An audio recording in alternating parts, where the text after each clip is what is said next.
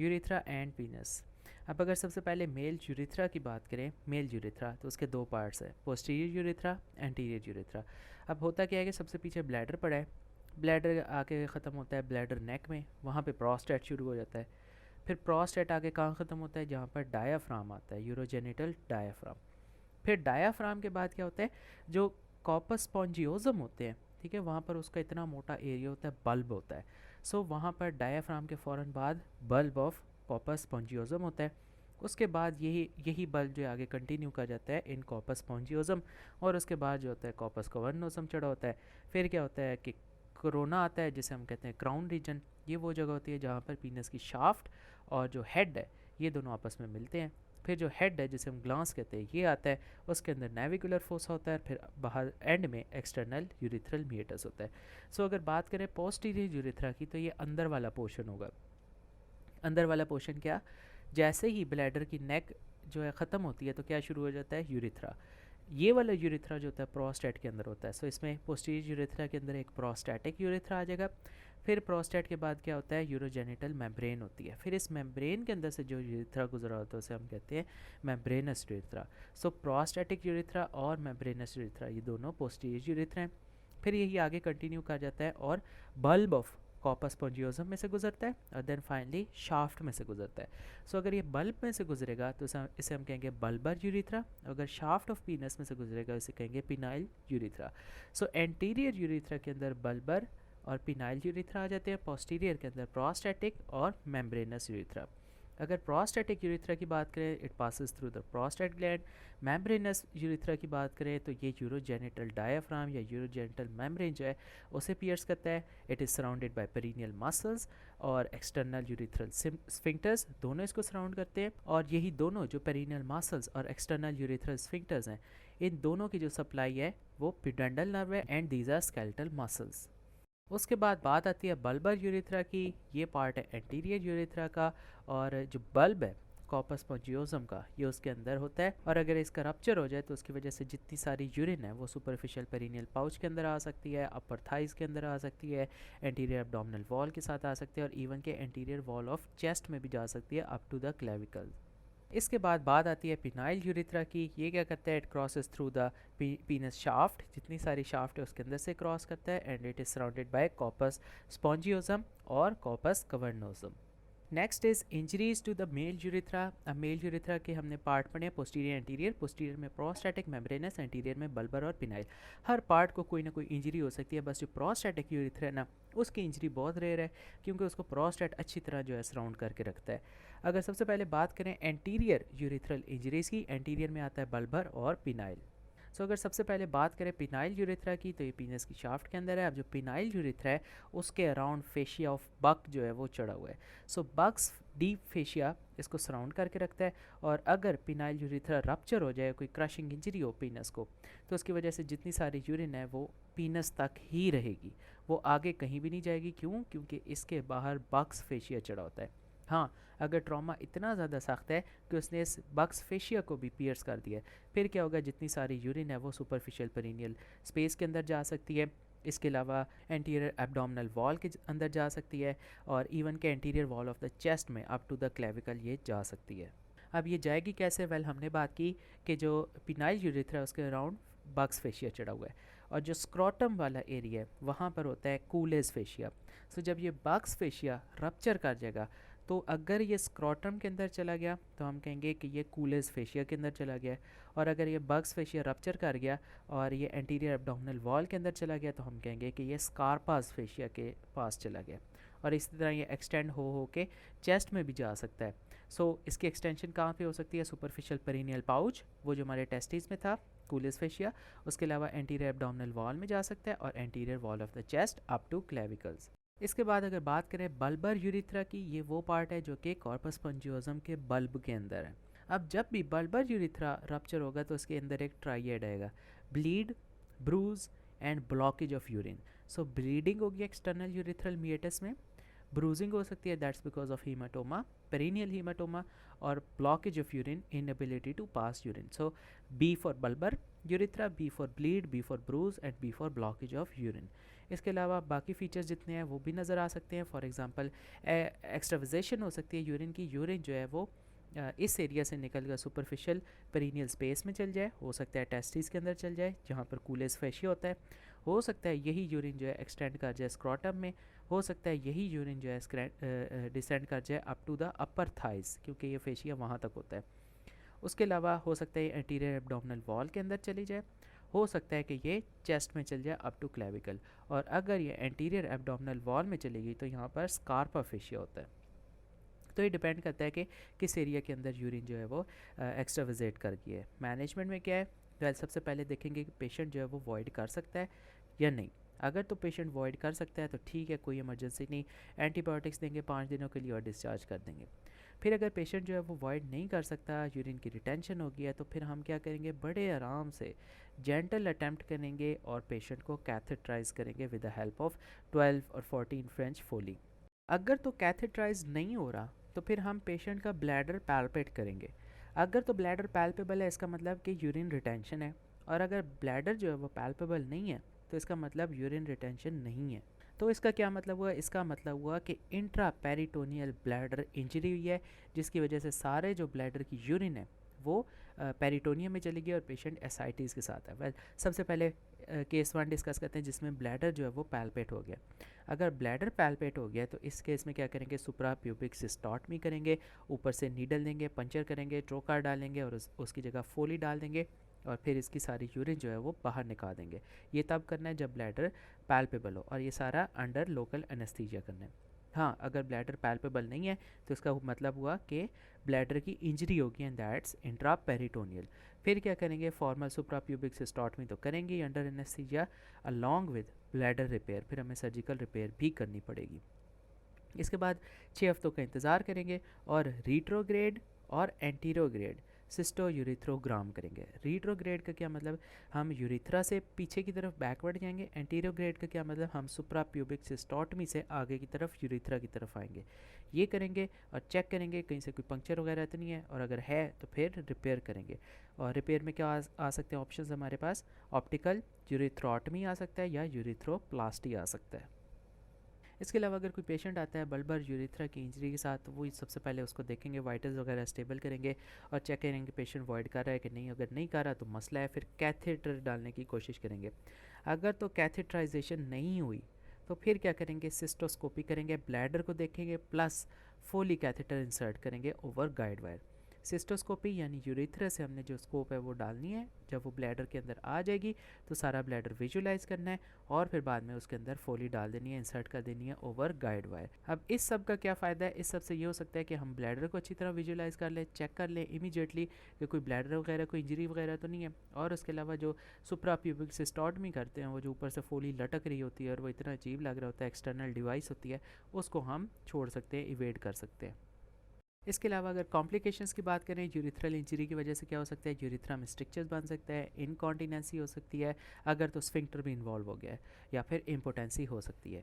तो ये तो थी एंटीरियर यूरिथ्रल इंजरीज, जिसमें पहले देखा पिनाइल यूरिथ्रा और फिर बाद में देखा बल्बर यूरिथ्रा. अब अगर बात करें पोस्टीरियर यूरिथ्रल इंजरीज की, जिसके अंदर मेम्ब्रेनस यूरिथ्रा आता है, प्रोस्टैटिक यूरिथ्रा आता है.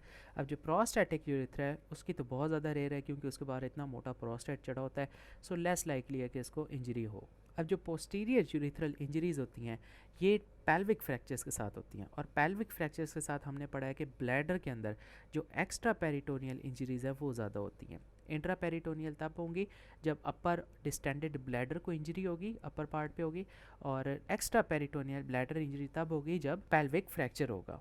सो यहाँ पेल्विक फ्रैक्चर के साथ दो एसोसिएशन आ गई, एक्स्ट्रा पेरिटोनियल ब्लैडर इंजरी, दूसरा पोस्टीरियर यूरिथ्रल इंजरीज़ आ गई. तो ट्रीटमेंट हमेशा जब भी स्टार्ट करनी है ATLS प्रोटोकॉल करना है, ABCDE करनी है, और अगर पेशेंट हीमोडायनेमिकली स्टेबल है तो उसका CT करा देना है. तो इससे पता चल जाएगा पेल्विक फ्रैक्चर हुआ है, पोस्टीरियर यूरिथ्रल इंजरीज हैं या नहीं है. अब ये नहीं करना कि जैसे ही पेशेंट हमारे पास इमरजेंसी सेंटर में लैंड हुआ है हम जी उसके यूरिथ्रा को चेक करने लग जाएँ और जो है इंजरीज़ को देखने लग जाएँ, ऑपरेट करने लग जाएँ. वेल अगर ये करेंगे तो उस वक्त यूरिथ्रा जो होगा ऑलरेडी इन्फ्लेमेशन में होगा इन्फ्लेमेशन के बाद फाइब्रोसिस हीलिंग और स्ट्रिक्चर होंगे। सो इससे स्ट्रिक्चर बन सकते हैं, इम्पोटेंसी हो सकती है। तो बेहतर है कि जब भी पेशेंट बाजी के आए हमारे पास ट्रॉमा सेंटर के अंदर, तो हम 3 महीने का इंतज़ार करें ताकि सारी जितनी इन्फ्लेमेशन है वो एक दफ़ा सेटल डाउन हो जाए, जितनी इन्फेक्शन है वो रिजॉल्व हो जाए। फिर प्रॉपरली हम तसल्ली से बैठ के यूरिथ्रोप्लास्टी करें। और साथ ही साथ जब वो पेशेंट हमारे पास इमरजेंसी में होगा तब हम क्या कर सकते हैं, सुप्राप्यूबिक सिस्टोटमी करें और उसको टेम्परेरी जो है उसकी ऑब्स्ट्रक्शन रिलीव करें। पोस्टीरियर यूरिथ्रा की बात करें तो इसमें 2 इंजरीज आ सकती हैं, मेम्ब्रेनस और प्रोस्टैटिक। मेम्ब्रेनस की बात करें तो it is the intra pelvic rupture of membranes urethra, और ये होगा कहाँ, at the apex of prostate. ये होता क्यों है, पेल्विक इंजरीज़ के साथ होता है और इसकी वजह से एक्स्ट्राविजेशन हो सकती है यूरिन की इनटू द रीट्रोप्यूबिक स्पेस। नाउ जो हमने बाकी पढ़े थे पिनाइल यूरिथ्रा और बल्बर यूरिथ्रा, उसमें जो यूरिन होती है वो कहाँ कहाँ जाती है, कूलेस फेशिया में, स्कारपा में, सुपरफिशियल पेरोनियल पाउच में, एंटीरियर एब्डोमिनल वॉल में, और इसके अलावा एंटीरियर वॉल ऑफ चेस्ट में। लेकिन जो मेम्ब्रेनस यूरिथ्रा है इसकी वजह से जो यूरिन होगी वो रीट्रोप्यूबिक स्पेस में चली जाएगी। और रीट्रोप्यूबिक स्पेस में यूरिन कहाँ से आ सकती है, जब एक्स्ट्रा पेरिटोनियल रप्चर होता है ब्लैडर से। सो इन 2 जगहों से रीट्रोप्यूबिक स्पेस में यूरिन आएगी, extra peritoneal rupture of bladder and membranes urethral rupture. अब इसके अलावा हो क्या सकता है कि एक प्यूबो प्रोस्टैटिक लिगामेंट होता है जिसने प्यूबिस के साथ प्रोस्टेट के बाइंड किया होता है और ये प्रोस्टेट के कैप्सूल के साथ फ्यूज़ कर रहा होता है। तो इसका अगर रप्चर हो गया या डिसरप्शन होगी लिगामेंट की, तो उसकी वजह से क्या होगा, प्रोस्टेट फ्री हो जाएगा, फ्लोटिंग होगा।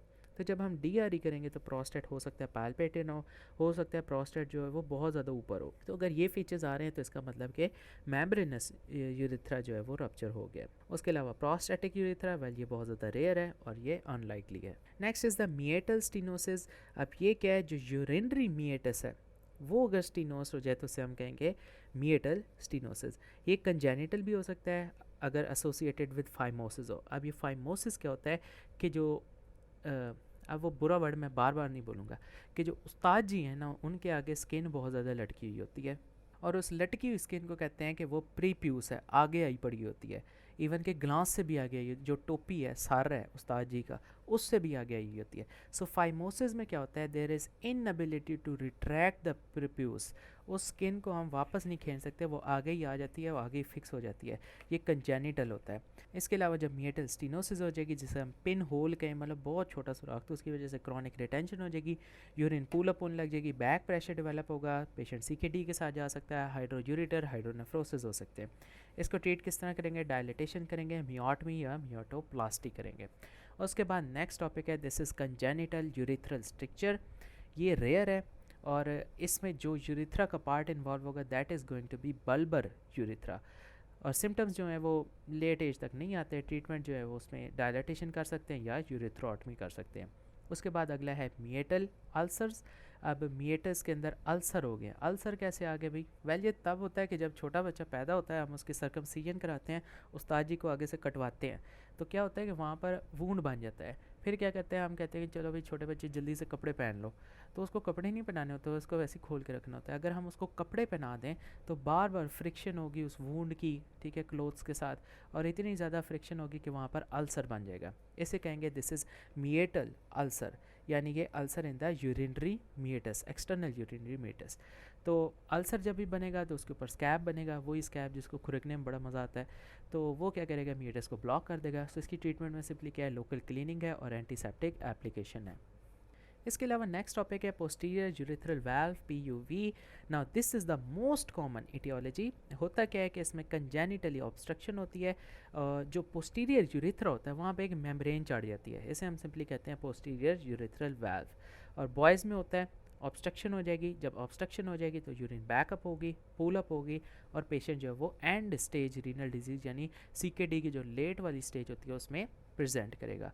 जो पोस्टीरियर यूरिथ्रल वाल्व है ये एक एबनॉर्मल कंजेनिटल ऑब्स्ट्रक्शन है और ये पोस्टीरियर मेल यूरिथ्रा में होती है। अब ये होती क्यों है, that's because of embryological development of fetal posterior urethra, और इसकी वजह से क्रॉनिक यूरिनरी रिटेंशन हो सकती है। अब अगर इसके क्लिनिकल फीचर्स की बात करें तो यूरिनरी स्ट्रीम जो है वो वीक बनेगी, ठीक है, इस तरह दाढ़ी पूरी नहीं बनी, बड़ी वैसे फजूल से गरीबों की तरह इधर पैर में ही गिर जाएगी, ठीक है। और उसके बाद पेन होगी, डिफ़िकल्टी इन मिक्चुएशन होगी, ओवर डिस्टेंडेड, ब्लैडर बहुत ज़्यादा डिस्टेंडेड होगा क्योंकि अंदर यूरिन सारी इकट्ठी होगी है, वेजाइको यूरिटेरिक रिफ्लक्स हो सकता है और CKD के साथ पेशेंट प्रेजेंट कर सकता है। डायग्नोसिस में क्या आएगा, अल्ट्रासाउंड आएगा, और अल्ट्रासाउंड में क्या नज़र आएगा, थिक वॉल्ड ब्लैडर। क्यों? क्योंकि ब्लैडर जोर लगा लगा कर हाइपरट्रोफिड हो गया। और डायलेटेड पोस्टीरियर यूरेथ्रा, क्योंकि वहाँ पर सारी यूरिन जो है वो इकट्ठी हो गई है। इसके अलावा मिक्चुएटिंग सिस्टोयूरेथ्रोग्राम कराएंगे तो इसमें वेजाइको यूटेरिक रिफ्लेक्स आएगा। ट्रीटमेंट क्या करेंगे, well endoscopic ablation of posterior urethral wall करेंगे and this is the treatment of choice. Endoscopy के थ्रू जाएंगे और उस पोस्टीरियर यूरेथ्रल वाल्व को जला देंगे, सड़ा देंगे। उसके बाद है जी हाइपोस्पैडियाज। हाइपो मीन नीचे, और अगर एपी हो तो इसका मतलब ऊपर। सो हाइपोस्पैडियास इज़ द कंडीशन जहाँ पर एक्सटर्नल यूरिथ्रल मिएटस, यानी जहाँ से यूरिन निकलती है, जो सुराख होता है यूरिन वाला, ठीक है, एक्सटर्नल मिएटस जो होगा वो अंडरनीथ द सरफेस ऑफ वही उस्ताद जी की जो वेंट्रल साइड है वहाँ पर सुराख बन जाएंगे, बजाय इसके कि फ्रंट पे हो। और इसके साथ बाकी कंडीशंस भी एसोसिएटेड है। फॉर एग्जांपल हुडेड फोरस्किन, जो फोरस्किन होगी वो बहुत आगे तक आ जाएगी। उसके अलावा कॉर्डी में क्या होता है कि उस्ताद जी जो होते हैं वो वेंट्रल बैंड हो जाते हैं, नीचे की तरफ हो जाते हैं। होना क्या चाहिए, नॉर्मली तो क्या होना चाहिए, उस्ताद जी को ऊपर की तरफ खड़ा होना चाहिए, लेकिन कॉर्डी में उस्ताद जी झुक जाते हैं, डाउन टू अर्थ हो जाते हैं। सो हाइपोस्पैडियाज की एसोसिएशन है हमारे पास हुडेड फोरस्किन के साथ, हुडी पहनी होगी उस्ताद जी ने, और साथ कॉर्डी होगी डाउन टू अर्थ। क्लासिफिकेशन की बात करें, well according to position of meatus हम कह सकते हैं एंटीरियर हाइपोस्पैडियाज है, मिडल और पोस्टीरियर। एंटीरियर में 2 आते हैं, मिडल में 3 आते हैं, पोस्टीरियर में भी 3 आएंगे। अब अगर उस्ताद जी का स्ट्रक्चर देखें ना तो सबसे जो बाहर डिस्टल है वो टोपी होती है, ठीक है, मतलब ऊपर वाला पिंक जो एरिया होता है, ठीक है। उसके नीचे जाए ना तो क्राउन लाइक जंक्शन आती है जो टोपी को शाफ्ट के साथ जोड़ती है, दिस इज़ कॉल्ड कोरोना, ठीक है, क्राउन लाइक रीजन।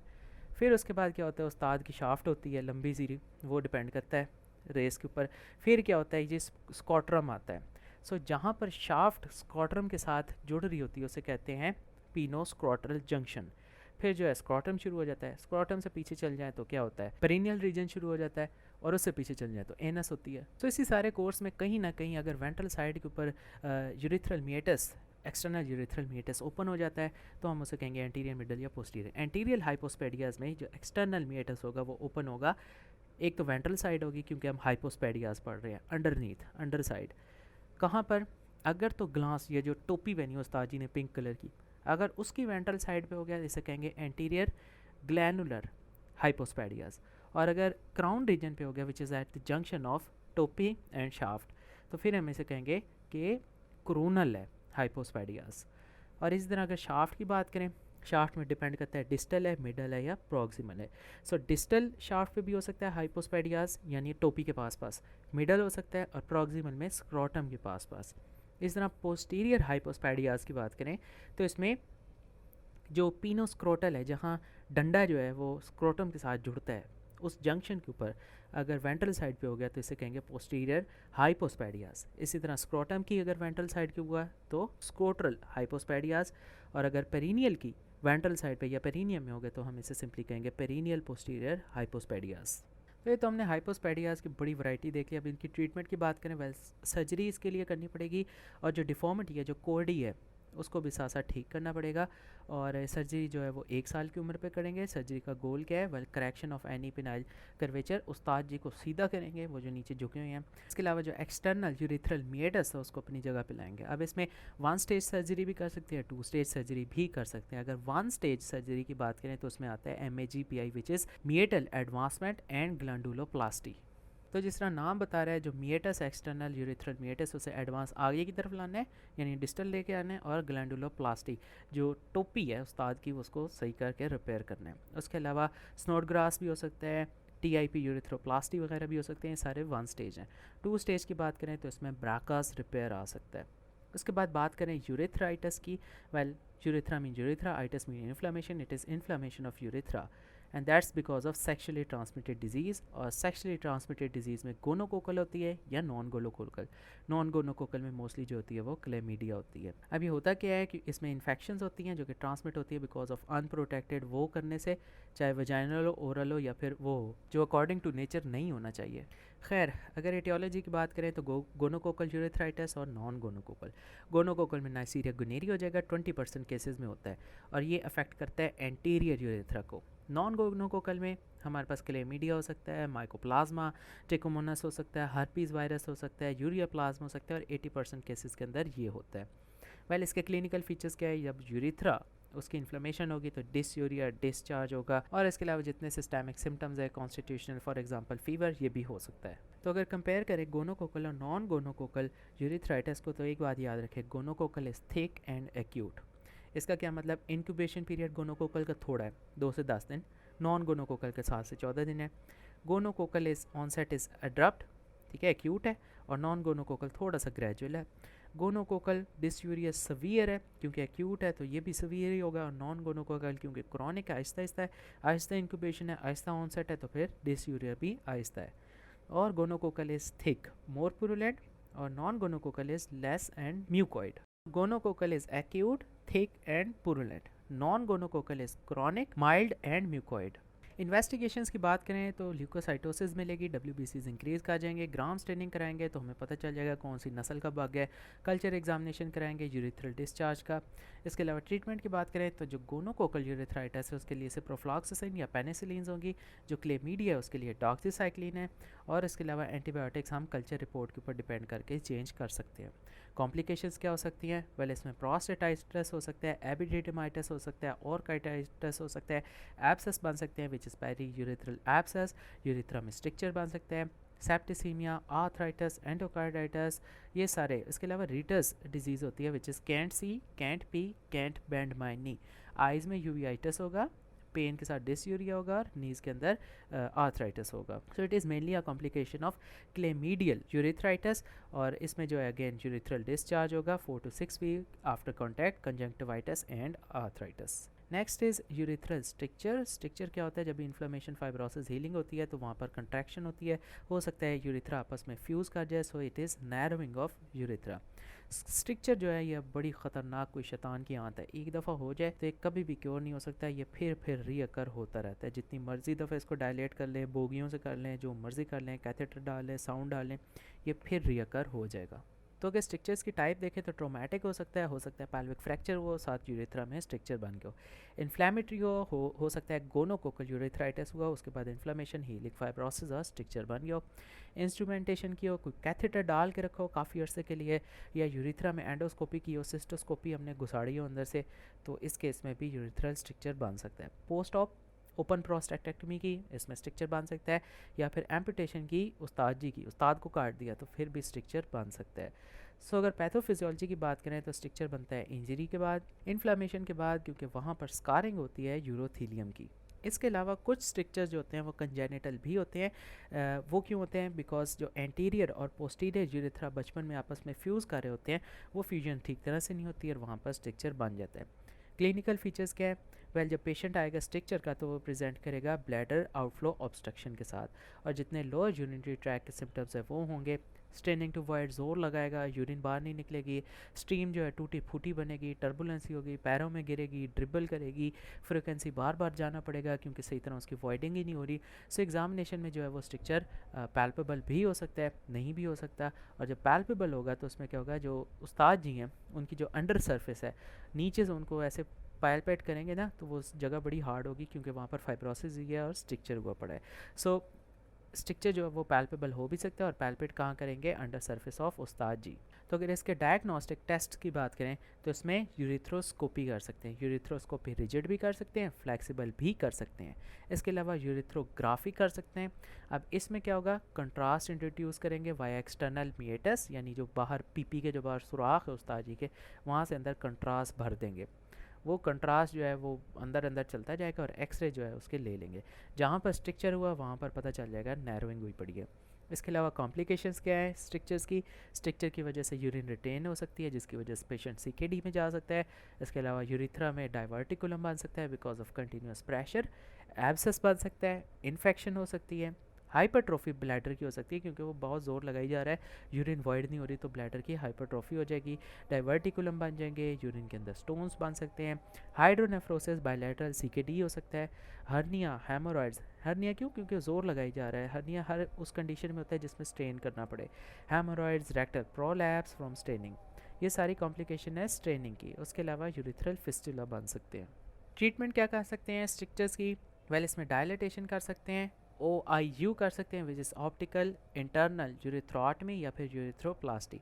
अब जब डायलिटेशन करनी है तो वो सिर्फ स्किलफुल या एक्सपीरियंस पर्सन जो है वो करेगा। यू नो कि स्ट्रक्चर खोलते खोलते एक और फिस्टूला बना दे, फॉल्स पैसेज बना दे।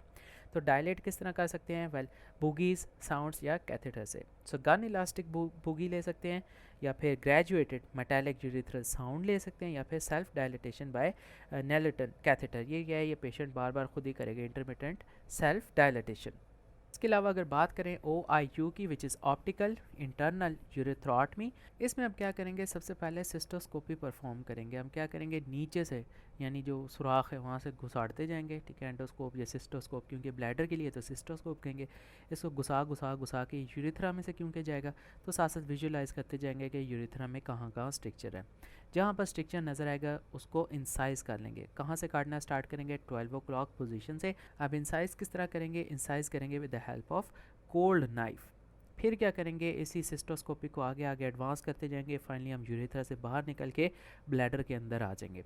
फिर जो वर्किंग एलिमेंट था, हमें पता है क्योंकि इसके अंदर एक वर्किंग चैनल होता है जिसके अंदर हम बहुत सारी चीज़ें डाल सकते हैं। गाइड वायर डाल सकते हैं, फोली डाल सकते हैं, डबल जे स्टंट और ये सारी चीज़ें जो है डाल सकते हैं। तो फिर क्या करेंगे? जो वर्किंग एलिमेंट है, इस केस में क्या वर्किंग एलिमेंट था? Cold knife. इसको वापस खींच लेंगे। सो इट इज़ विदड्रॉन, और जो हाफ शीट है वो बाकी ही यूरिथ्रा में, यानी सिस्टोस्कोप उधर ही पड़ी है, सिर्फ उसका वर्किंग एलिमेंट हमने खोल लिया है और वापस निकाल लिया है।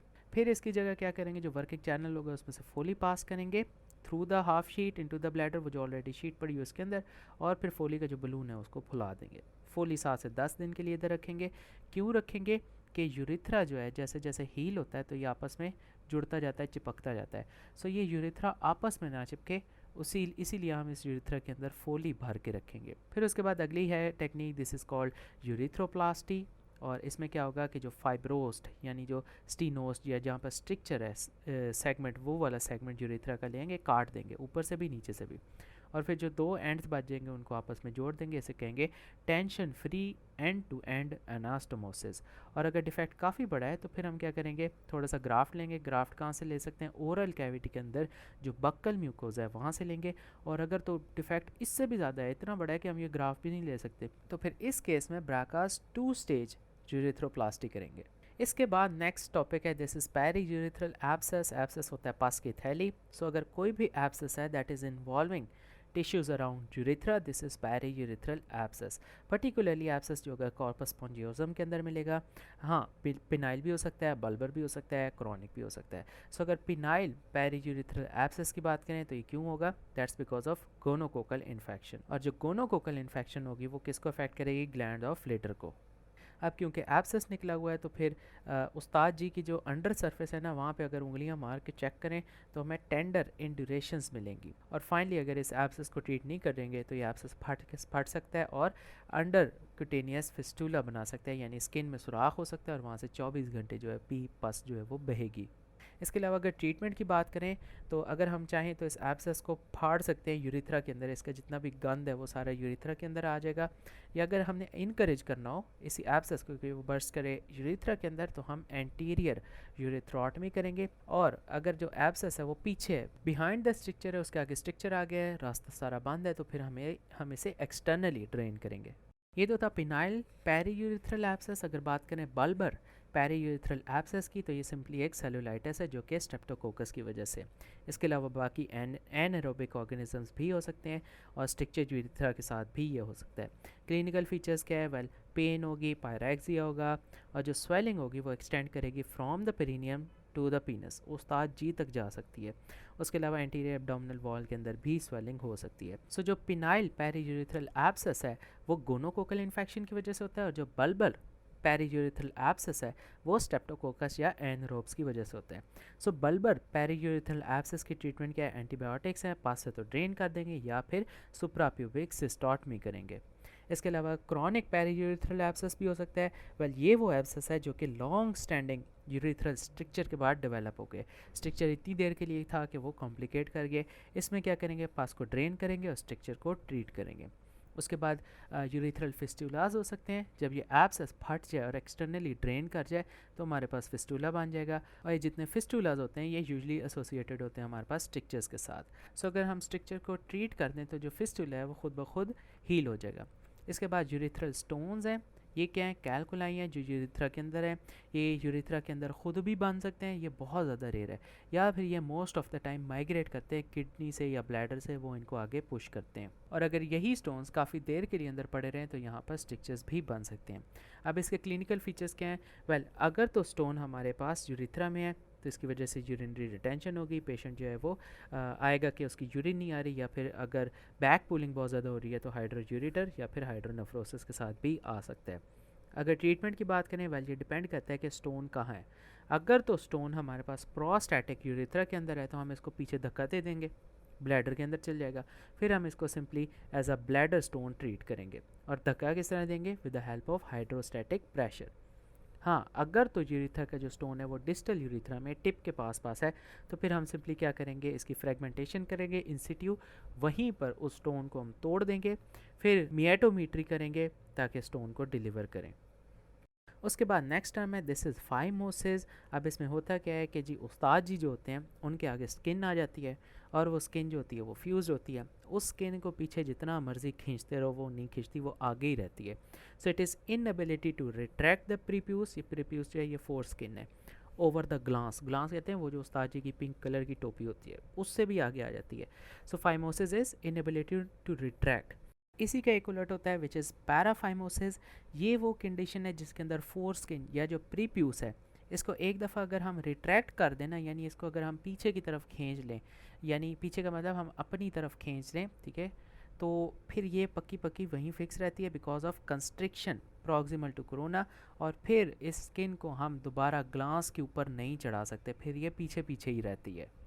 सो अगर पहले बात करें फाइमोसिस की, which is the inability to retract the prepuce over the glans, skin जो है वो आगे आगे ही रहेगी, ग्लास जो है उसके अंदर छुप जाएगा। तो इसकी कॉजेज़ क्या हो सकती हैं? कंजेनिटल हो सकती है, इसके अलावा ब्लैनोपोस्थाइटिस हो सकता है। पोस्थाइटिस का मतलब है जो प्रीप्यूस है, फोर्थ स्किन है, उसकी इन्फ्लामेशन है, और ब्लैन का मतलब है glans. So balanitis is the inflammation of glans, posthitis is the inflammation of prepuce. So balanoposthitis, इनको हम इकट्ठा पढ़ते हैं। This is the inflammation of glans and prepuce, जो फोर्थ स्किन है और ग्लास टोपी पिंक कलर की, इन दोनों की इन्फ्लामेशन, इसकी वजह से फाइमोसिस हो सकता है। और फाइमोसिस के साथ जो है वो यूरिनरी डिफ़िकल्टी हो सकती है और रेजिडुअल यूरिन हो सकती है। ट्रीटमेंट क्या है जी? काट दें, खतने, सर्कमसीजन। इसके अलावा हमने दूसरी कंडीशन की बात की थी विच इज़ पैराफाइमोसिस। ये फाइमोसिस का उलट है। फाइमोसिस में क्या होगा कि जो ग्लास है वो स्किन के अंदर छुप जाएगा, स्किन आगे चल जाएगी and there is inability to retract. लेकिन पैराफाइमोसिस में क्या होगा कि ग्लास बाहर निकल आएगा, स्किन जो होगी वो ग्लास से पीछे आ जाएगी और स्किन अब आगे नहीं जा सकती, ठीक है, यानी ग्लास को ये कवर नहीं कर सकती। सो इसमें होगा क्या कि the foreskin once retracted over the glans can not be replaced back. So जो ग्लास होगा, जो पिंक कलर का जो टोपी सी पीनस के ऊपर इतनी बड़ी बनी हुई होती है, वो अब एक्सपोज्ड ही रहेगी, स्किन उससे पीछे पीछे रहेगी। तो इसकी कॉजेज़ में क्या हो सकता है? कोई कंस्ट्रिक्शन हो सकती है, that is proximal to corona, वो जो कंस्ट्रिक्टेड रीजन होता है between the shaft and the glans, तो वहाँ पर कोई पक्की पक्की कंस्ट्रिक्शन हो सकती है जिसकी वजह से ये अटकी पड़ी हो, फ्यूज्ड हो। तो फिर पैराफाइमोसिस की वजह से होगा क्या? वेल, बड़े ख़तरनाक काम हो सकते हैं। ये इस तरह है कि जिस तरह हम किसी बंदे का गला दबाएं, दोनों हाथों से उसका गला दबाएं, तो क्या करेगा? उसका मुंह स्वेल कर जाएगा, ठीक है, एडिमेटस हो जाएगा, मुंह में पेन होगी, टेंडरनेस होगी, पूरा रेड हो जाएगा मुंह। बिल्कुल इसी तरह अगर हम सपोज़ करें कि हम जो है वो उस्ताद जी उनका गला दबाएं ज़ोर से, तो जो ऊपर पिंक कलर का एरिया है ग्लास वाला, टोपी वाला, वो सोलन हो जाएगा, एडिमेटस हो जाएगा, उसमें पेन होगी, उसमें टेंडरनेस होगी, उसमें नेक्रोसिस भी हो सकती है और गैंग्रीन भी हो सकता है। सो अगर सिंपली पैराफाइमोसिस की बात करें तो इसमें कंस्ट्रिक्शन होगी, that is proximal to corona. Corona वो रीजन है जहाँ पर टोपी डंडे के साथ जुड़ रही होती है और इसकी वजह से कंस्ट्रिक्शन होगी, ग्लास जो होगा स्वेल कर जाएगा, एडिमेटस हो जाएगा, पेन होगी, टेंडरनेस, नेक्रोसिस या गैंग्रीन होगी। ट्रीटमेंट के अंदर क्या है? Well, gentle manual compression, Aahista Aahista प्यार प्यार से दबाना है। आइस बैग, ठंडी जो आइस होगी वो ऊपर रख देनी है ताकि एडिमा कम हो जाए। इसके अलावा हाइलुरोनाइडेज का इंजेक्शन जो है वो लगा सकते हैं और इसकी वजह से स्वेलिंग जो है वो कम होगी। और फाइनली क्या करेंगे कि जो प्रीप्यूस है, जो फोर्थ स्किन है, जो हुड है आगे लटका हुआ, उसकी डोर्सल साइड के ऊपर एक थोड़ा सा चीरा दे देंगे अंडर लोकल एनेस्थीसिया। इससे क्या होगा कि जितनी वो कंस्ट्रिक्टिंग रिंग की टेंशन है ना वो सारी रिमूव हो जाएगी और फिर बाद में पेशेंट को भेज देंगे उसके खतने के लिए, सर्कमसीजन के लिए। Okay, so next is balanoposthitis. अब जो बेलान है उसका मतलब है कि ग्लास, जो ऊपर वाला पिंक, जो टॉप मोस्ट एरिया, और पोस्थाइटस का मतलब है जो प्रीप्यूस है, फोर स्किन है। So it is inflammation of prepuce which is foreskin या redundant skin over the glans, और साथ ही ग्लास की inflammation. Inflammation of prepuce and glans is known as balanoposthitis. अब होता क्या है कि हम दोनों कलेक्टिवली एक ही टर्म यूज़ करते हैं दोनों के लिए, क्योंकि इनकी जो अपोजिंग सर्फेसेज होती हैं ना वो आपस में बड़ी रगड़ खाती हैं, एक दूसरे को रगड़ती रहती हैं, तो इसीलिए हम कहते हैं ब्लैनोपोस्थाइटिस। अगर इसकी एसोसिएशन देखें तो पिनाइल कैंसर के साथ है, डायबिटीज़ के साथ है और फाइमोसिस के साथ है, जिसे हमने कहा कि inability to retract the skin over the prepuce. इसके अलावा सिम्टम्स देखें तो इचिंग होगी, ग्लास जो होगा वो रेड हो जाएगा, रॉ हो जाएगा क्योंकि वहाँ पर इन्फ्लेमेशन है, और एक्सुडेशन ऑफ पस हो सकती है। ट्रीटमेंट एंटीबायोटिक्स, हाइजीन को इम्प्रूव करें और पेशेंट की सर्कमसीजन करवाएं। इसके अलावा पेरोनीज डिजीज़, अब ये क्या है, इसमें एक प्लाक बन जाता है जो कि फाइब्रस टिश्यू का होता है, यानी फाइब्रोसिस एक एरिया की हो जाती है। अब एक कॉर्पोरा में भी हो सकता है, दोनों में भी हो सकता है, लेकिन मोस्ट ऑफ द टाइम ये एक कॉर्पोरस कवर्नोजा में होती है। अब जहाँ पर फाइब्रस टिश्यू आ जाता है, फाइब्रस प्लैक आ जाता है, वो क्या करता है, कंट्रैक्ट करता है, और जैसे ही वो कंट्रैक्ट करता है तो उस्ताद जी जो होते हैं वो एक साइड के ऊपर बेंड कर जाते हैं because of that fibrous plaque. So इसमें होता क्या है कि लॉस ऑफ इलास्टिसिटी हो जाती है ऑन दैट साइड, और उस्ताद जी का मुंह जो होता है वो उस लैटरल साइड के ऊपर चला जाता है। इसकी कॉज जो है वो अननोन है, ट्रॉमा के साथ हो सकता है, ड्यूपेटाइन्स कंट्रैक्चर के साथ इसकी एसोसिएशन है, और ट्रीटमेंट में क्या करना है, बैठ के सिर्फ देखना है। वेट एंड वॉच पॉलिसी है, क्योंकि ये कंडीशन खुद ब खुद रिग्रेस हो जाती है। उसके बाद स्टीरॉइड्स देने हैं, उसके इंजेक्शन प्लैक में लगा सकते हैं, ओरल विटामिन ई, कॉलचिसिन वगैरह दे सकते हैं। अब जब डिफॉर्मिटी बहुत ज़्यादा हो जाएगी और पेशेंट कंप्लेन करेगा डिस्पैरान्यूआ की, अब ये क्या होता है, ये जब वो करते हैं तो दर्द होती है, तो फिर जो है सर्जरी करनी पड़ती है। सर्जरी में क्या है, नेस्पेट्स ऑपरेशन करेंगे।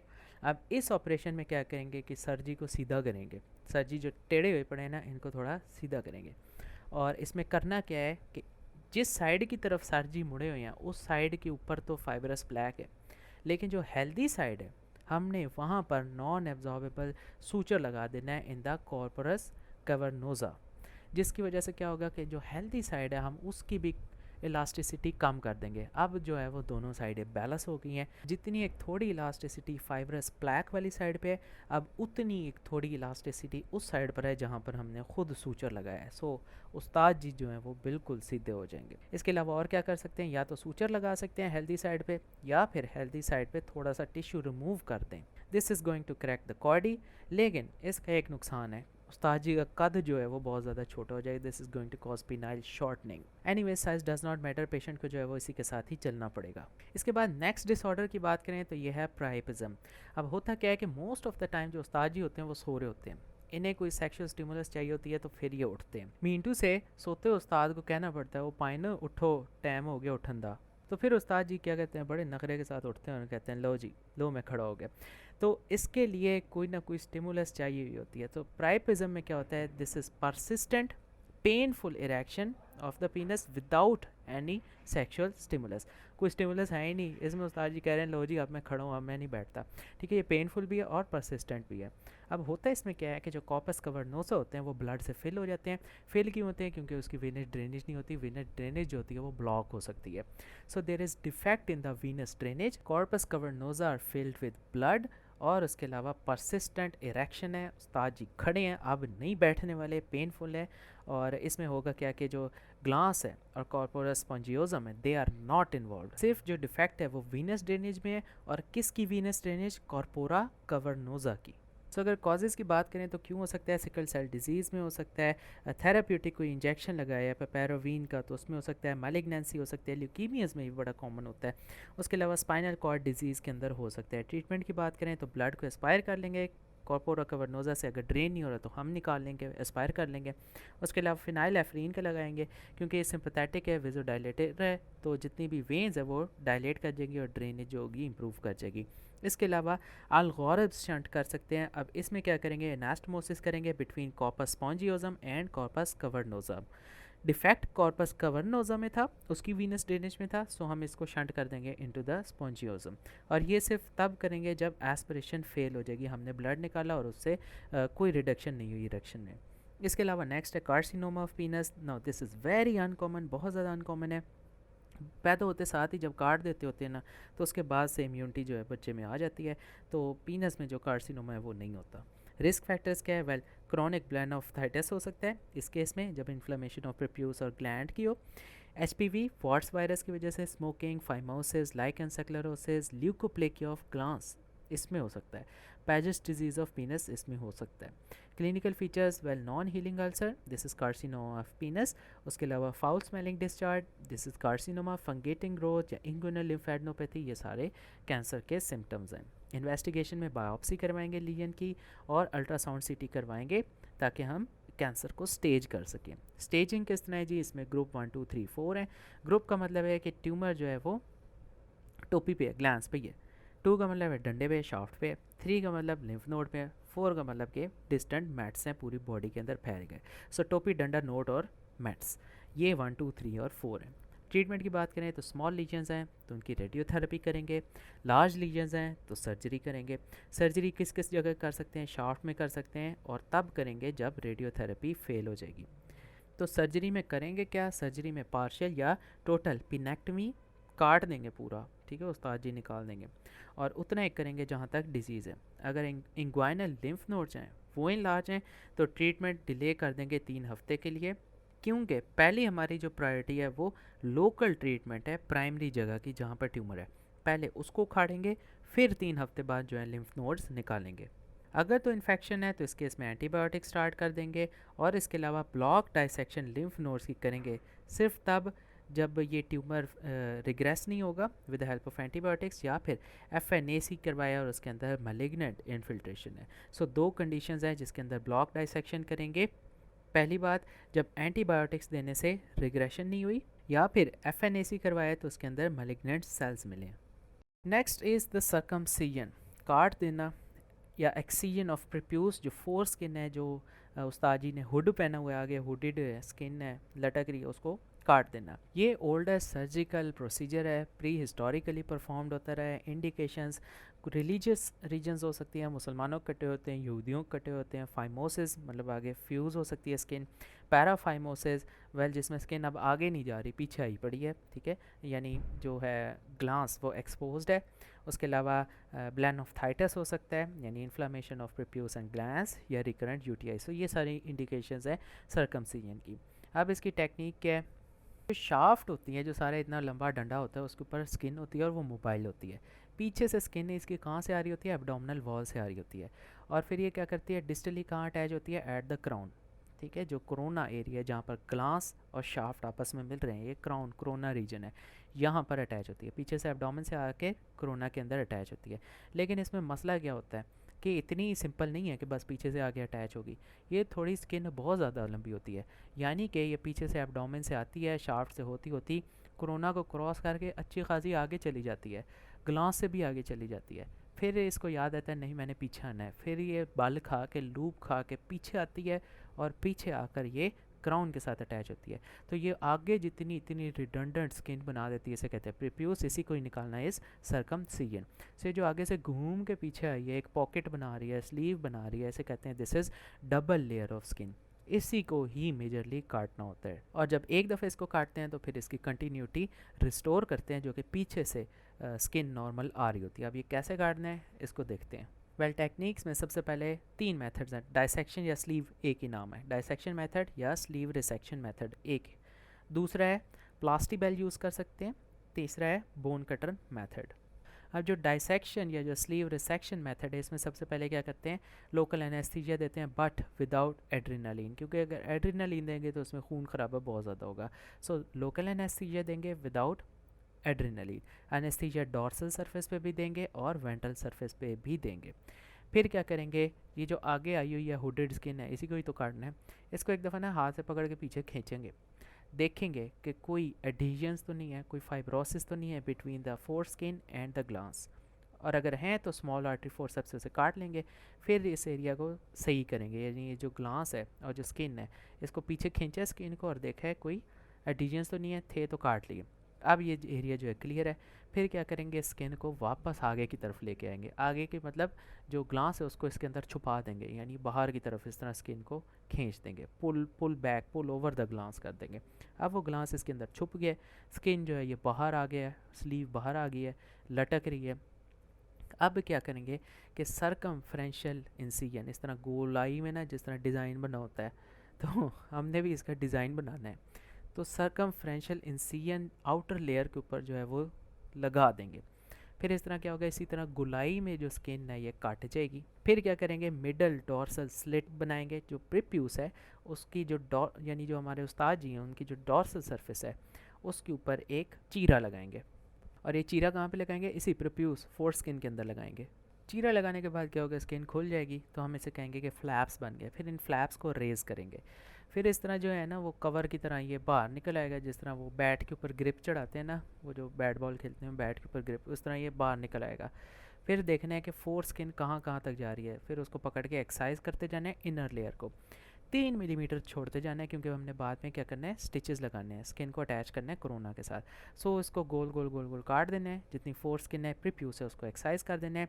उसके बाद हीमोस्टेसिस अचीव करनी है, ब्लड जितना बहा है, खून ख़राब हुआ है उसको रोकना है, और इनर और आउटर लेयर्स को अब सूचर करना है। अब ये जिस तरह हमने फ्लैप जब खींचे हैं ना, तो ये साइडें ऊपर नीचे हो गई हैं, ठीक है। तो फिर हमने कहा है कि जो पीछे से लेयर आ रही है वो एक्चुअली आउटर लेयर है, और जो अब ग्लास के पास है, जो कोरोना रीजन के पास लटकी हुई है, वो एक्चुअली इनर लेयर है। सो यहाँ पर फ्लिपिंग ओवर हो गई है।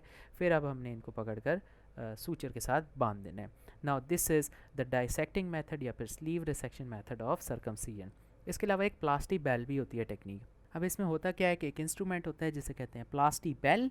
ये इस तरह होता है जिस तरह अंगूठी होती है, हाथ में पहनने वाली अंगूठी, लेकिन इस अंगूठी का साइज़ उतना होता है जितना पीपी का साइज़ होता है। लेकिन इस प्लास्टी बेल के साथ एक हैंडल भी होता है, ठीक है, ये हैंडल के साथ आती होती है। सो इस टेक्निक में क्या करना है, ये भी काफ़ी पॉपुलर है। तो 1 साल की उम्र का बच्चा होना चाहिए। अब इसमें भी फिर यही करना है कि वो जो आगे लटक रही है ना स्किन, जिसके अंदर पिप्यूस घुसा हुआ है, उस स्किन को पहले पीछे अपनी तरफ खींचना है और देख लेना है कि ग्लास बाहर निकल आया है, ठीक है, यहाँ पर कोई फाइब्रोसिस एडिशन तो नहीं है जो कि ग्लास और प्रिप्यूस के बीच में, और अगर नहीं है तो बस ठीक है, और अगर हैं तो उन सारे एडिशंस को काटना है। फिर अब क्या करना है कि स्किन को पुल्ड बैक ही रखना है, यानी ग्लास को एक्सपोज्ड ही रखना है, टोपी नज़र आनी चाहिए। फिर जो प्लास्टिक बेल है अलॉन्ग विद हैंडल, इसको क्या करना है, ग्लास के ऊपर चढ़ा देना है। जिस तरह अंगूठी पहनाते होते हैं ना, इसी तरह हमने उस्ताद जी को ये प्लास्टिक बेल पहना देना है, और प्लास्टिक बेल जो है ये ग्लास के ऊपर होगी। फिर वो जो हमने स्किन पीछे खींच के रखी थी ना, उसको वापस आगे की तरफ ले आएंगे। नाउ ये जो स्किन है ये कवर कर देगी अपने ग्लास को भी और प्लास्टिक बेल को भी। सो हुआ क्या है कि सबसे अंदर ग्लास है, ग्लास के ऊपर प्लास्टिक बेल चढ़ी हुई है, और प्लास्टिक बेल के ऊपर जो है वो स्किन चढ़ी हुई है। स्किन हमने चढ़ा कर आगे की तरफ इस तरह खींच ली है। तो फिर क्या करेंगे कि लाइगेचर लेंगे और कस के ना इसको बांध देंगे फोर स्किन को इसी प्लास्टिक बेल के ग्रूव के साथ। इसके अंदर ग्रूव होते हैं। सो हम इसको धागे के साथ कस के स्किन को बांध देंगे और जो हैंडल है उसको निकाल देंगे। अब जहाँ से कस के बांधा हुआ है उसके आगे एक्स्ट्रा रिडंडेंट स्किन जो है वो लटक रही है, हम क्या करेंगे, सिंपली इस स्किन को एक्सरसाइज कर देंगे डिस्टल टू द लाइगेचर, जहाँ तक हमने कसा हुआ है इससे बाहर बाहर जितनी स्किन है उसको काट देंगे।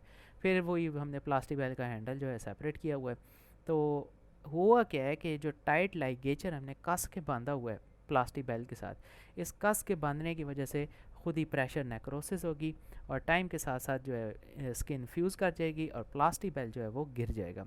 इसके बाद 3 से 7 दिनों के अंदर जो है उस्ताद जी बिल्कुल एकदम टिप टॉप हो जाएंगे। थर्ड मेथड है जिसे कहते हैं बोन कटर मेथड्स, और इसके अंदर क्या यूज़ करेंगे, बोन कटर क्लैंप यूज़ करेंगे, और इस क्लैंप को हम यूज़ करेंगे डिस्टल टू द ग्लास। अब होगा क्या कि इसमें ब्लाइंड डिवीजन होती है फोर स्किन की, और टेक्निक भी अच्छी खासी हैप हैज़र्डली है, इंजरी भी हो सकती है ग्लास को। सो इसीलिए ये जो है वो रेकमेंडेड नहीं है।